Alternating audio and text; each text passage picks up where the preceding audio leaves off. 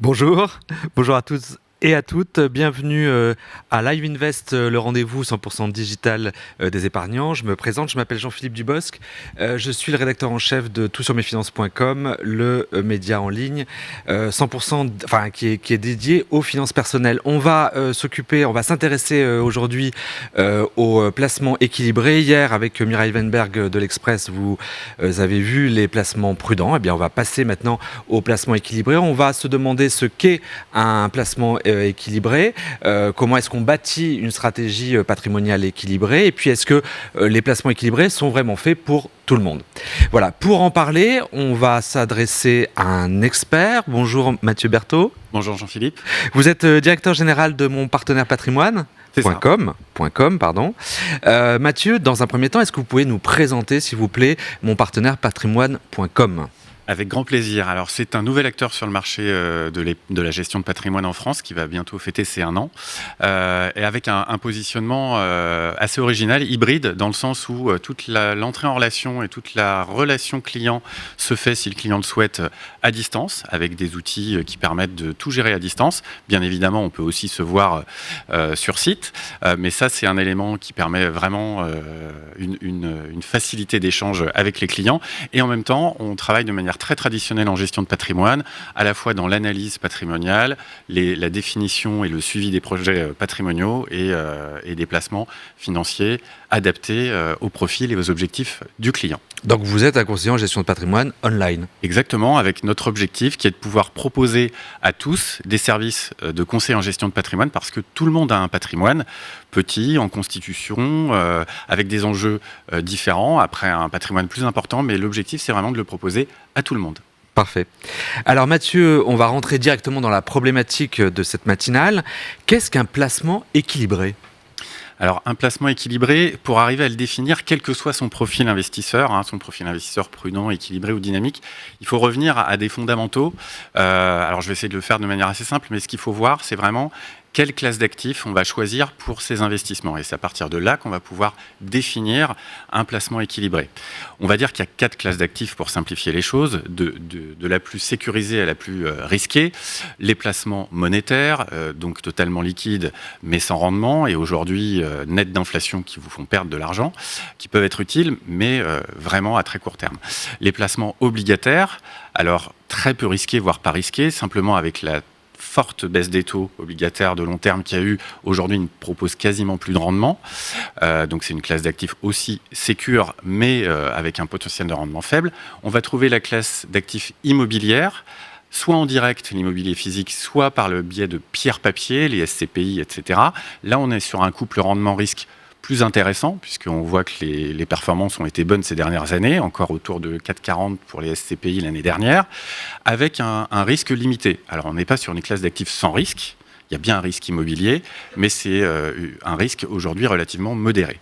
Et puis, la classe d'actifs reine, on va dire en termes de moteur de performance, ce sont les actions, cotées ou non cotées, où là, on va avoir une énorme diversité de choix et on va vraiment trouver un très fort potentiel, là aussi, en face d'un niveau de risque qui va être assez, on va dire, cohérent avec le potentiel qu'on va pouvoir trouver. Donc, ces classes d'actifs, elles vont avoir un comportement et des performances différentes selon le cycle économique dans lequel on est et selon le contexte de marché. Hier, par exemple, c'était un peu chahuté. On l'a vu. Un tout petit peu, vraiment, voilà. Très, très légèrement. Voilà, et donc, par rapport à ça, ce qui va être vraiment déterminant, c'est de bien définir la répartition qu'on va vouloir faire entre chaque classe d'actifs. C'est ce qu'on appelle l'allocation d'actifs. Et à partir de là, on va pouvoir vraiment définir la typologie de son placement. Alors, un placement équilibré, c'est pas de manière bête et méchante, 50% sécuritaire et 50% oui, parce risqué. Que c'est ce qu'on, effectivement, pour moi, c'était ce que je m'étais dit. On coupe la poire en deux, quoi. Alors, on fait d'un côté du sécuritaire et puis de l'autre côté du risqué. Alors, c'est tout à fait possible. D'ailleurs, on le retrouve dans des allocations d'actifs, ce 50-50. Simplement, c'est pas la seule dimension qu'il faut regarder. Il y a 2 autres éléments qu'il faut regarder. L'horizon d'investissement. Donc, ça va être la durée de l'investissement en fonction du projet qu'on va vouloir pousser ou porter. Et puis, également, le niveau de diversification qu'on va vouloir faire, puisque, comme vous le savez, l'adage qui s'applique très bien en finance, c'est on ne met pas tous ses œufs dans le même panier. D'accord. Ce qui est sûr en tout cas, c'est qu'on ne peut plus à la fois avoir du rendement et de la sécurité. Maintenant, c'est fini le temps béni du fonds euro qui rapportait. Maintenant, soit on choisit la sécurité, mais du coup, il y a peu de performance, soit on cherche de la performance, mais il faut prendre des risques. En fait, c'est un peu ça. On est sorti de cet âge d'or. Alors, c'est dommage, mais on a pu aussi tous en profiter. Là, aujourd'hui, pour aller chercher du potentiel de rendement, il faut être prêt à prendre du risque. D'accord. Alors, on a compris ce que c'était un placement équilibré. Merci beaucoup, Mathieu, c'était très clair. Et maintenant, ces placements équilibrés, c'est pour qui ? Alors, il y a deux éléments. Le premier, il y a une dimension psychologique qu'on va ressortir avec ce qu'on appelle le profil investisseur. Le profil investisseur, vous allez pouvoir le faire vous-même avec des outils qui peuvent exister, mais surtout, généralement, quand vous faites un placement financier, c'est votre conseiller, qui doit d'ailleurs réglementairement le faire, et qui va pouvoir évaluer votre aversion au risque. C'est cette appétence psychologique à aller chercher du risque. Par exemple, une des questions, c'est de dire les marchés chutent, qu'est-ce que vous faites ? Je vends tout, je conserve, ou bien je rachète parce que c'est moins cher. Donc ça, c'est un élément psychologique. Et puis, également, la connaissance des produits financiers, parce qu'il y en a une très large palette.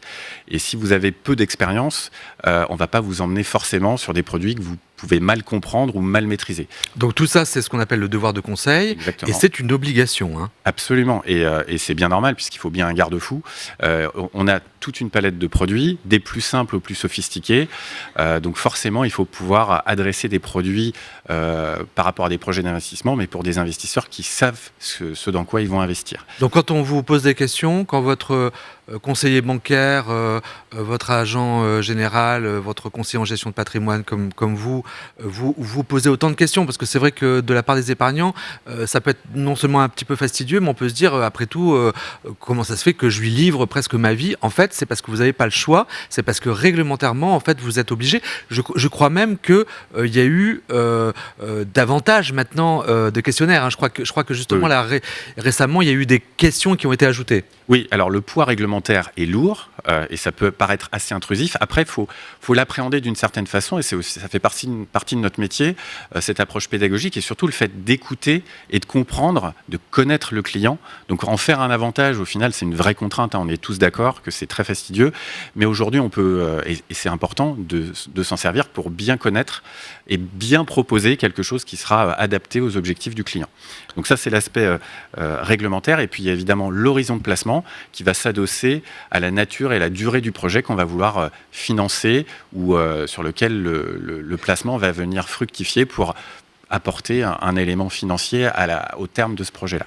D'accord, et donc pour répondre à ma question, en fait, c'est pour qui les placements financiers en deux mots, les placements équilibrés, pardon. Je dirais, c'est pour tout type d'investisseur. Tout dépend de l'horizon d'investissement principalement. Si vous avez un profil investisseur équilibré, si vous avez besoin de mettre de l'épargne de précaution tout de suite, sans risque, parce que vous avez un projet à 2 ans, même si vous êtes investisseur équilibré, il faut travailler sur un produit sans risque et un placement sans risque. En revanche, si vous avez une approche de plus long terme, là, vous pouvez trouver des placements tout à fait équilibrés, c'est-à-dire des enveloppes comme l'assurance vie, le plan d'épargne entreprise, le plan d'épargne retraite, même le PEA.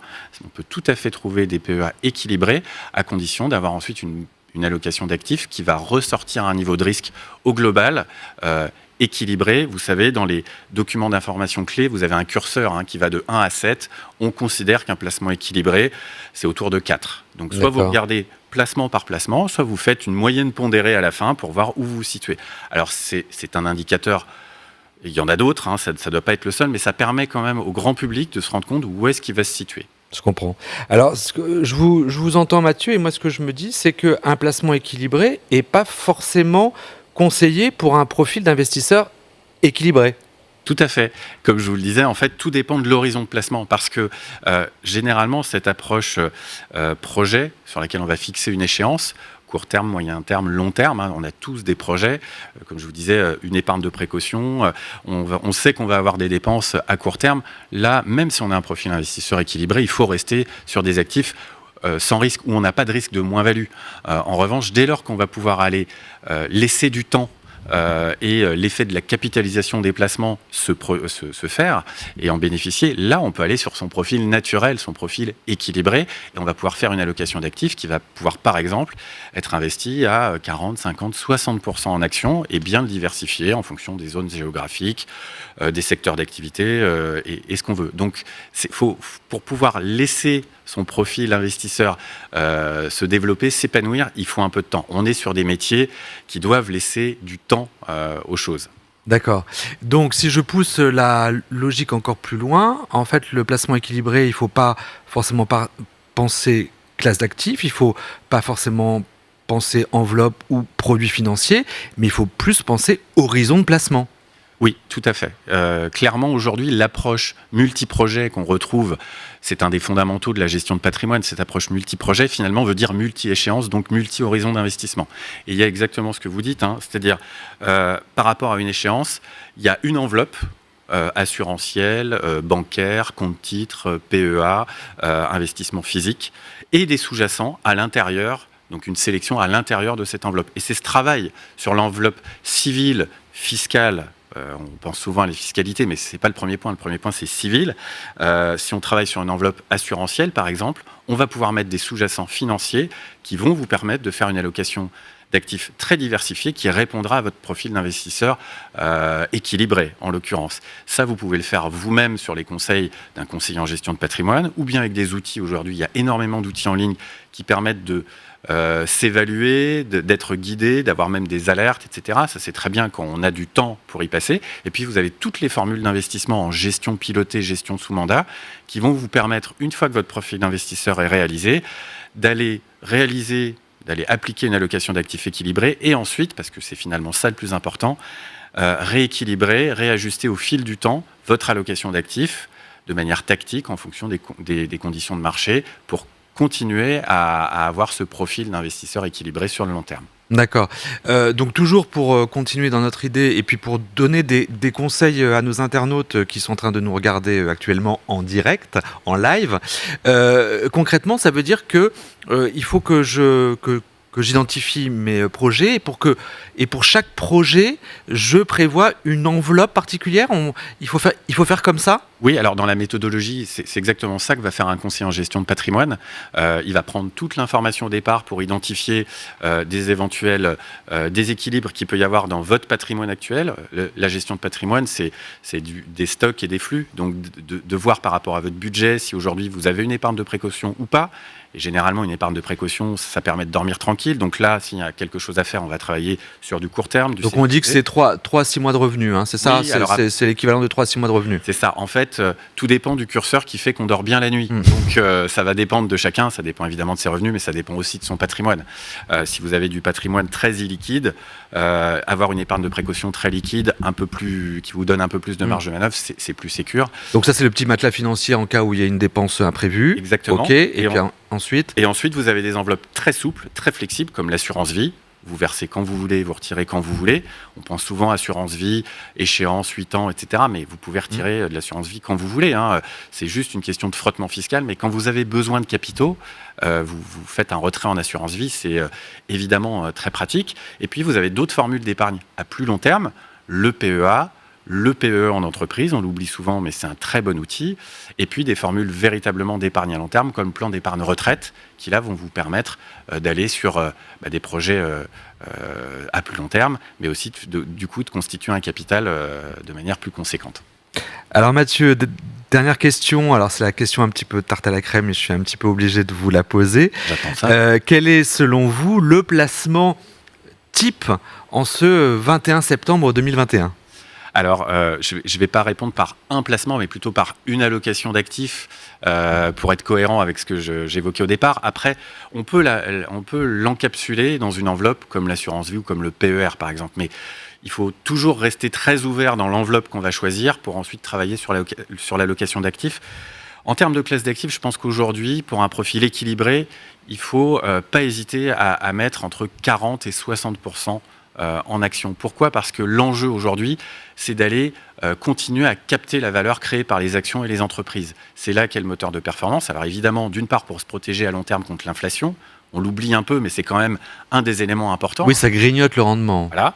Et puis aussi de le faire de manière diversifiée, zone géographique, taille de capitalisation des entreprises, secteur d'activité. Hier, on a vu qu'il y avait des secteurs qui tombaient pendant que d'autres, avec les annonces américaines sur le fait de pouvoir revoyager. On a vu Air France qui a repris 5%. Donc il y a toujours le fait de travailler sur la diversification pour limiter l'effet des variations à court terme. Donc la partie poche action, 40 à 60% sur un profil équilibré, c'est beaucoup, hein. Ça semble beaucoup pour un profil équilibré. Tout à fait, mais il y a tellement de choix aujourd'hui sur le marché, vous pouvez très facilement avoir un niveau de risque relativement équilibré. Je parlais de 4 au final sur un portefeuille pour cette partie action. Après, je pense qu'il faut conserver entre 20 et 40% actuellement dans des actifs immobiliers. Alors ça peut être de l'immobilier en direct ou ça peut être au travers de la pierre papier, en direct, par exemple dans les SCPI qu'on peut porter en direct, qu'on peut même faire démembrer pour une optimisation fiscale sur le. Et c'est pas de la torture, hein, c'est pas de la torture. Voilà, non. Le démembrement, ça fait pas mal. Mais voilà, c'est un outil. D'ailleurs, vous pouvez en parler avec votre conseiller en gestion de patrimoine. C'est quelque chose qui peut être très intéressant dans l'utilisation de la SCPI quand on la porte en direct. Mais au sein d'une enveloppe assurantielle, vous pouvez aussi avoir accès à des SCI, des sociétés civiles à vocation immobilière, ça fonctionne très bien, à des OPCI. Là aussi, il y a une très forte créativité des sociétés de gestion. Le marché a énormément évolué, il y a beaucoup d'idées. Il y a une manière aussi... on peut travailler en fait sur un portefeuille de valeur immobilière comme on travaille sur un portefeuille en valeur mobilière. Petit aparté, c'est justement la pierre papier dans tous ces états. C'est justement le sujet de l'atelier qui suit cette parole d'expert. Mais excusez-moi, là je vous ai coupé. Donc on est à 20-40% pour l'immobilier. C'est ça. Et effectivement, ça fait la transition. Mais clairement, aujourd'hui, ce serait vraiment dommage, vu le couple rendement-risque très intéressant sur l'immobilier dans tous ces états, comme vous disiez, Jean-Philippe. Alors après, il faut avoir une appétence. Si on a un énorme patrimoine immobilier à côté, remettre beaucoup d'immobilier dans son placement assurantiel ou d'épargne retraite, c'est peut-être moins parlant. Mais pourquoi pas. Et puis, en fonction des pondérations que je disais, conserver une petite marge de manœuvre en placement très sécurisé. Si vous vous dites, OK, je vais placer tel montant, mais peut-être que d'ici 2 ans, j'aurai besoin d'aller piocher 10 000, 20 000, 30 000 euros pour des travaux, un financement d'études supérieures. Ça, il faut le placer sur une poche sans risque. Donc, quelque part, cette poche sans risque, ça va être l'amortisseur. Il ne faut surtout pas se dire, je vais utiliser en allocation d'actifs long terme des placements sans risque, parce que sur le long terme, c'est sans risque. Oui, mais sur le long terme, c'est sans rendement. Et aujourd'hui, il y a plus de 10 ans, parce que c'est ça dont on parle quand on est sur du long terme, il ne faut surtout pas rester sur des classes d'actifs sans risque, parce que vous perdez de l'argent sur le long terme, clairement. Donc, il faut plutôt aller chercher du risque. Sachant qu'encore une fois, il faut diversifier, ce qui vous permettra de passer les étapes où ça chahute un peu plus, comme encore hier sur les marchés. Parfait, merci beaucoup. Donc il faut prendre des risques, mais des risques équilibrés. On reste dans l'équilibre ce matin. Exactement. Merci beaucoup Mathieu. Merci. C'était très très clair. Et donc chers internautes, je vous donne rendez-vous dans à peu près 13 minutes, oui, même 12 minutes. On va parler justement de la pierre papier, SCPI, OPCI, SCI. On vous expliquera tout ça. À tout de suite.